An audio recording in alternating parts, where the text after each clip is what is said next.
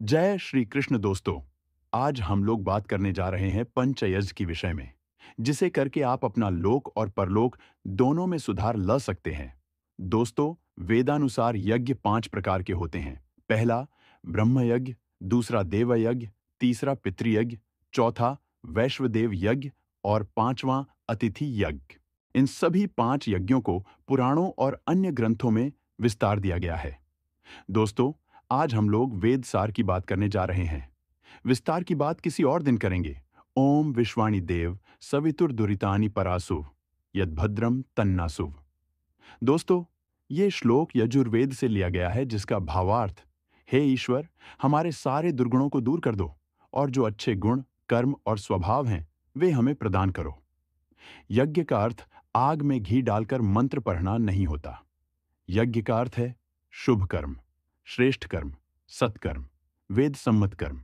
सकारात्मक भाव से ईश्वर प्रकृति तत्वों से किए गए आह्वान से जीवन की प्रत्येक इच्छा पूरी होती है।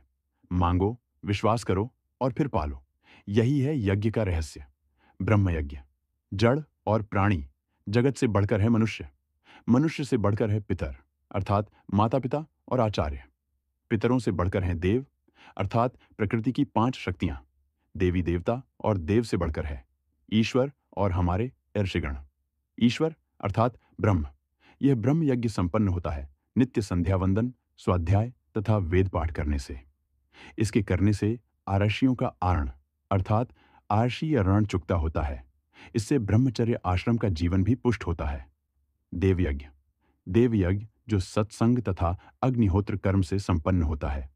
इसके लिए वेदी में अग्नि जलाकर होम किया जाता है। यही अग्निहोत्र यज्ञ है। यह भी संधिकाल में गायत्री छंद के साथ किया जाता है। इसे करने के नियम हैं। इससे देव ऋण चुकता होता है। हवन करने को देव यज्ञ कहा जाता है। हवन में 7 पेड्ढों की समिधाएं, लकड़ी सबसे उपयुक्त होती हैं। आम, बरडियच, पीपल, ढाक, जांटी, जामुन और शमी। हवन से शुद्धता और सकारात्मकता बढ़ती है। रोग और शोक मिटते हैं। इससे गृहस्थ जीवन पुष्ट होता है। 3 पितृयज्ञ, सत्य और श्रद्धा से किए गए कर्म श्राद्ध, और जिस कर्म से माता पिता और आचार्य तृप्त हो वह तर्पण है। वेद अनुसार यह श्राद्ध तर्पण हमारे पूर्वजों, माता पिता और आचार्य के प्रति सम्मान का भाव है। यह यज्ञ संपन्न होता है संतान उत्पत्ति से। इसी से पितृ अर्ण भी चुकता होता है।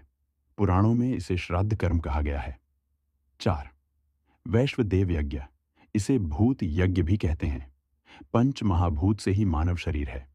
सभी प्राणियों तथा वृक्षों के प्रति करुणा और कर्तव्य समझना, उन्हें अन्न जल देना ही भूत यज्ञ या वैश्वदेव यज्ञ कहलाता है।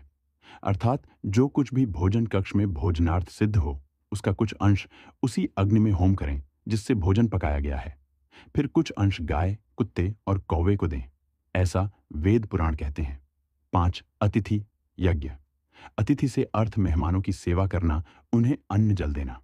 अपंग, महिला, विद्यार्थी, सन्यासी, चिकित्सक और धर्म के रक्षकों की सेवा सहायता करना ही अतिथि यज्ञ है।